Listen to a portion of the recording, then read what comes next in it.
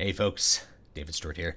It's time to do a little bit more Storycraft, and today I'd like to talk a little bit more about character archetypes, specifically 3 character archetypes that are primarily associated with secondary characters.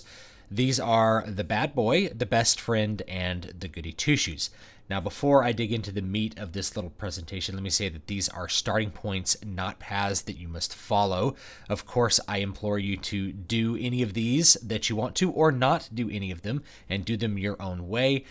I'm just presenting patterns that I've observed in art over the years and the centuries even, and not really trying to impress upon you a particular way that you have to do things if you're a creator.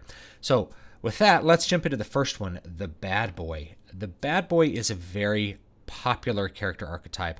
Again, these are primarily associated with secondary characters because these tend to operate as foils to your main protagonist, but there are plenty of stories where a bad boy is the main character. So a bad boy tends to be very brash, arrogant, competent, often handsome, particularly if it's a male character, sometimes cruel, sometimes distant, and very often nihilistic.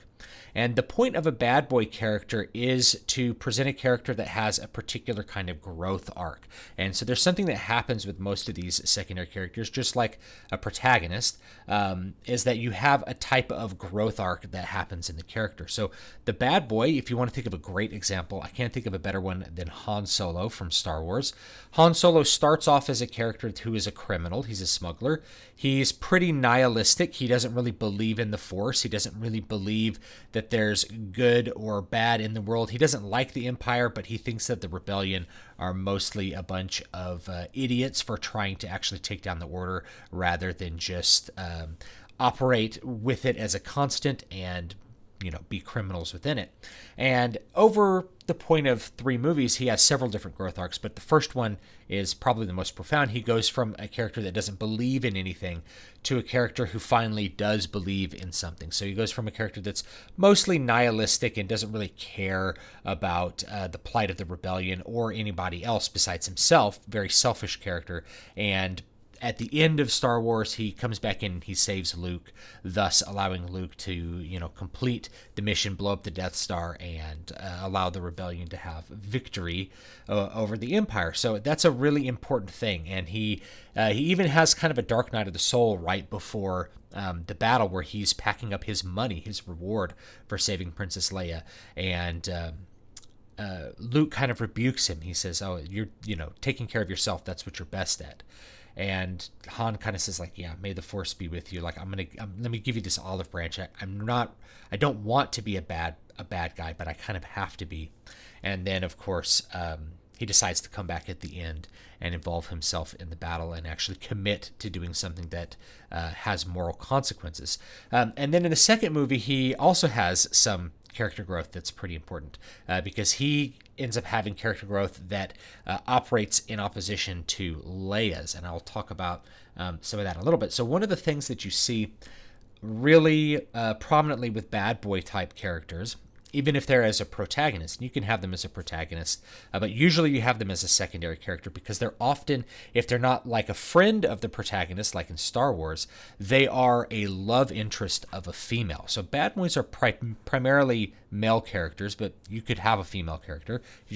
Most of those traits tend to be associated with males more often than females.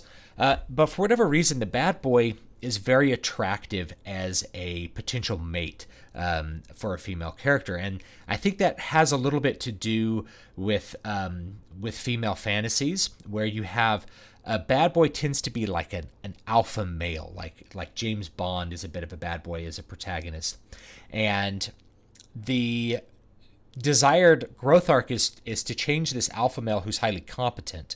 Usually you don't have bad boys that are bad at what they do. They're usually good at something. That's part of where their arrogance comes from.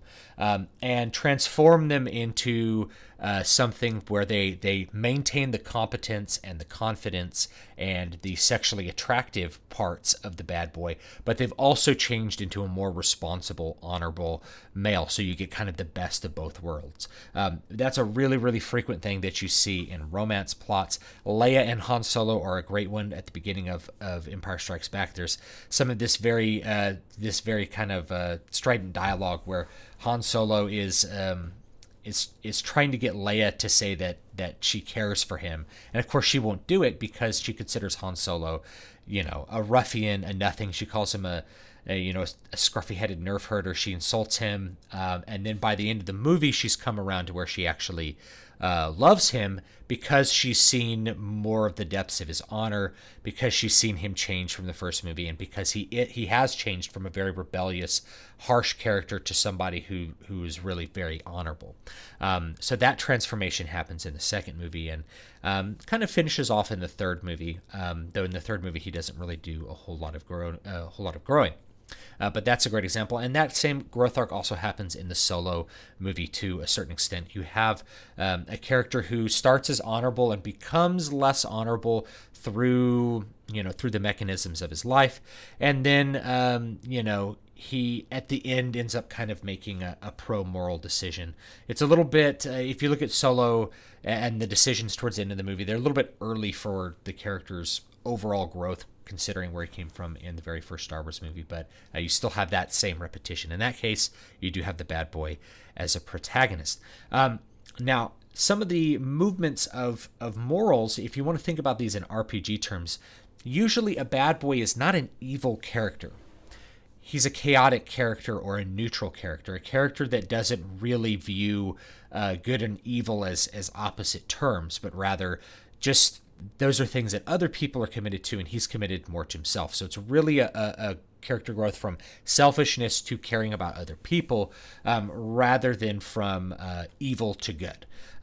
So usually it's from neutral or chaotic to lawful or good. And that's kind of the growth arc. Usually a bad boy is not as attractive if he's straight up evil. At that point, you have kind of a redemption of an evil character. It tends to be handled a little bit differently. So let's move on. Next one is the best friend, or the second banana. The best friend character is one of the oldest in literature. You see it even in Shakespeare. You have, Horatio, and you have lots of different characters that are secondary characters. You have Cassius to Brutus. You have Octavius to Mark Antony, right? You have lots of these characters that are the best friend, and they kind of operate as a foil to whoever is the protagonist. They represent a different set of character traits, usually character traits that are a little bit less admirable than the main character. So a great example from more contemporary sources than Shakespeare would actually be Lord of the Rings. So Samwise is the quintessential best friend. He is very steadfastly loyal to Frodo, so he is a virtuous character. He's in no way an evil character compared to Frodo. He's just as virtuous as him, but he's not as competent. So he's not as intelligent as Frodo. He's not as worldly. He's not as understanding. But he's very, very loyal and steadfast, and he's very personable as well. He has an understanding of people that Frodo sometimes doesn't get. Because you'll notice in the third Lord of the Rings movie, it's Sam who really understands Gollum better than Frodo. Frodo sympathizes with Gollum's struggle, but Sam understands that Gollum truly is wicked. And so his more simple understanding of Gollum is ultimately the correct assessment. And so what you see with secondary characters is, or you could think of like Friday from Robinson Crusoe. God, there's so many. The secondary character in this case usually tends to be, say, homely compared to the handsome Frodo. You have a character who's maybe less smart than the protagonist. Another great example would be Sherlock Holmes and Dr. Watson.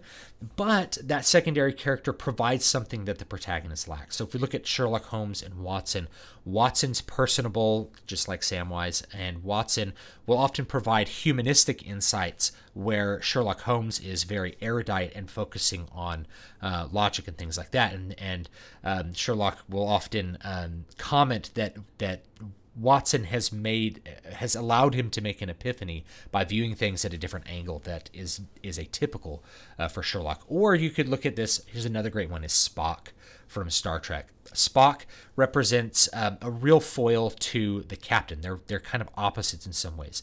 The captain's passionate. Kirk is very brash. He's very confident in himself. Spock is more cautious. Spock is logical. Spock is detached. And Spock allows Kirk to have some of his detachedness, and Kirk allows Spock to have a little bit more passion and a little bit more humanistic thought. So they work kind of together to supplement the traits of one another.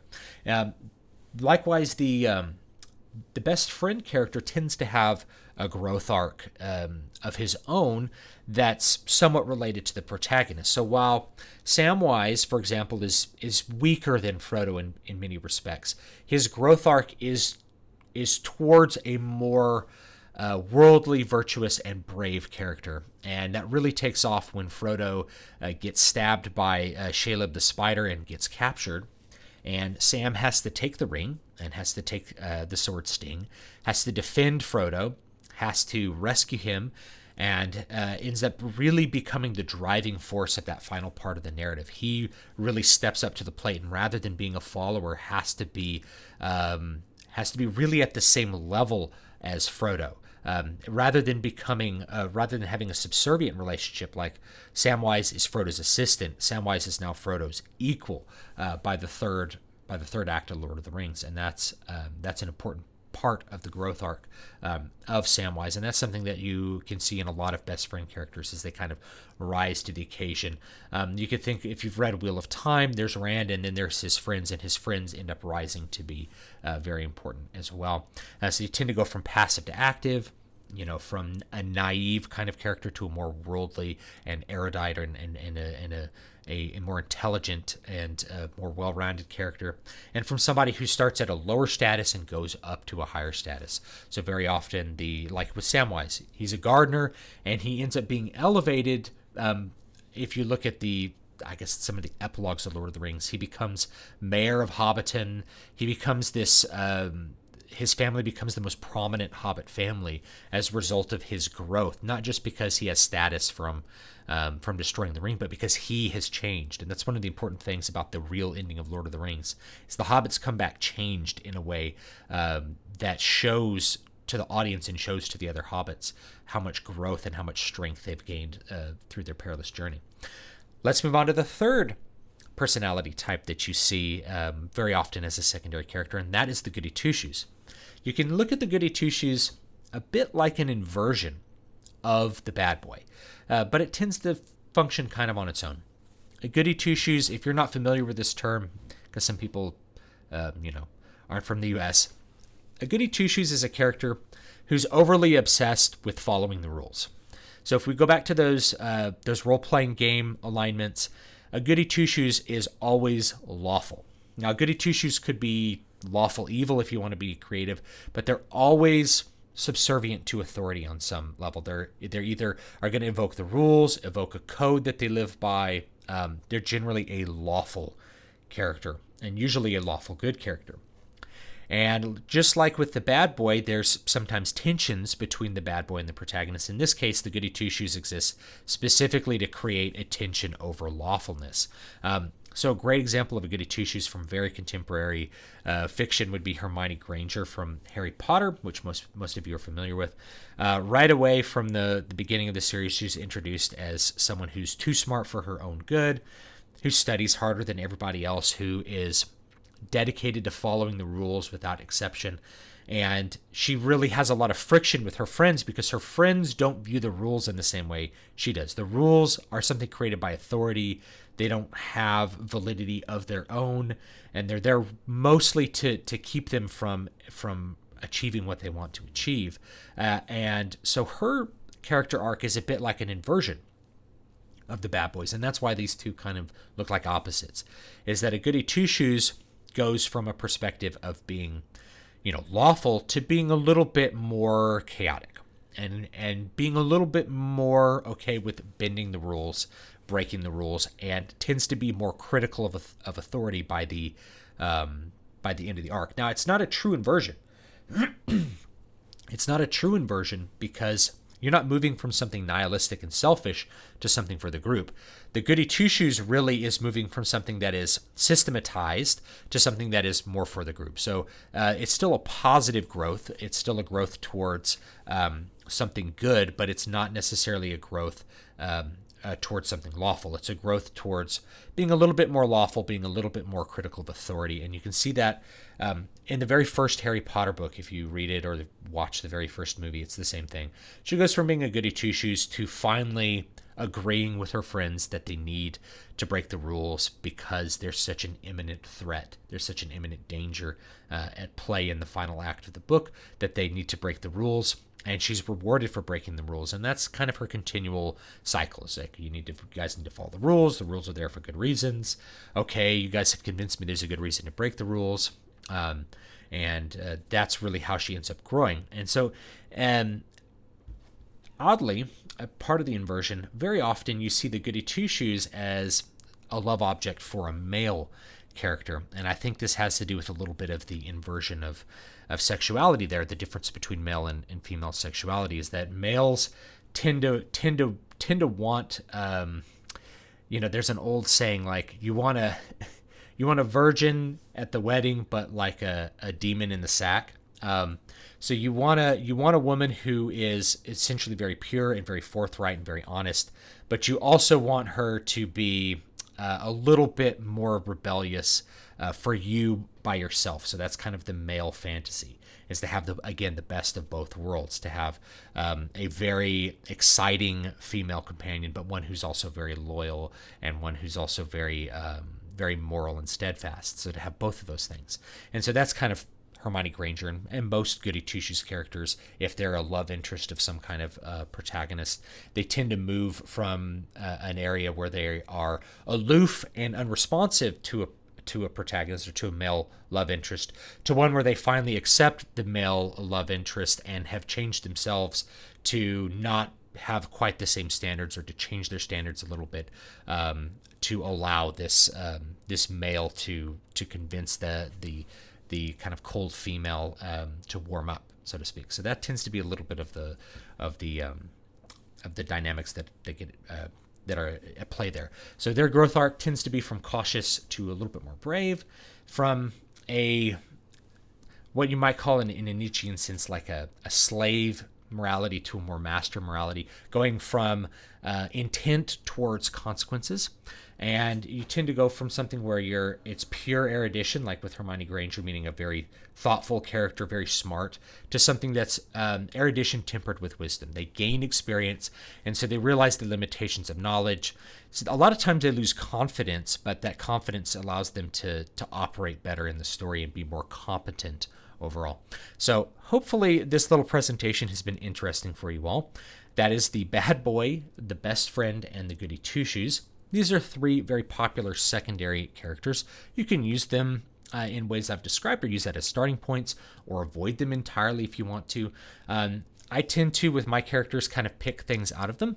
So if you want to think about my books, or you want to look at my books, so in Needle Ash, which is the last book that I came out with, I have a best friend character. That's Angelico, and he's Michael's best friend, and he operates a bit as a best friend, as a foil to Michael, where Michael tends to be extremely ready to act.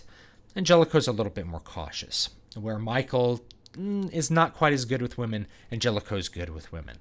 So he operates kind of as an opposite to Michael. And by the end, of course, Angelico has raised his status a bit, so he's not so much a passive follower. He's a bit of a leader. He engages in the final battle with his friend Michael, and gains a little bit of status from that, gains a little bit of independence, and kind of comes into his own a little bit as his own actor in the last third of the story. So I tend to think like that. I have, in my Muramasa book, I have Muramasa Sengo, the swordsmith. He's a bit of a bad boy character, but I use that as a starting point, and I tend to do my own things with them. I don't try to be too strict in following exactly what other people do. You kind of think about, okay, what they did, how did it work, how was it effective, and can I do some of those same things in my story? That's how I tend to approach it. So hopefully you like this. I will check you all next time. Don't forget to like, comment, and subscribe. If you're interested in reading my books, make sure you're on my mailing list, dvspress.com/list, so you can get the books early before I come out with them. Otherwise, you can find them on Amazon or check dvspress.com, and I should have links up to various places that you can buy them. I think they're all wide now except for Water of Awakening. Water of Awakening is the only Amazon exclusive left. Hopefully that that might pique your interest into looking into my fiction as well. Thanks so much, and have a great day.